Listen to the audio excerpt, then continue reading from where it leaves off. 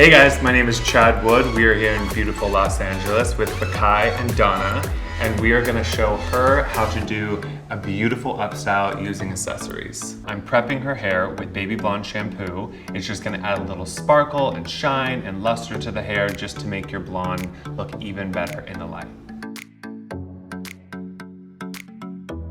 Okay, now that we are freshly blown out, I just like to go in. This is a multitasker.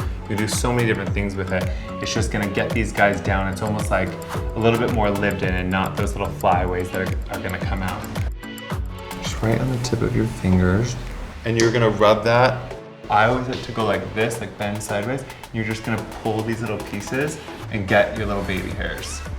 Now we're gonna add some fun accessories. We're gonna use a little bit of teasing and placement. We can always like move it around. I would like to go like 1/2 inch away from the root, and then you're just gonna build a base. So I just wanna see if you can do that yourself. Yeah. And then just pull it in. Yep, yep. Okay. And now place this guy. So you wanna press down and hold these hairs down Okay. while it's doing this, or it's gonna catch. A fun, cool accessory. That is so pretty.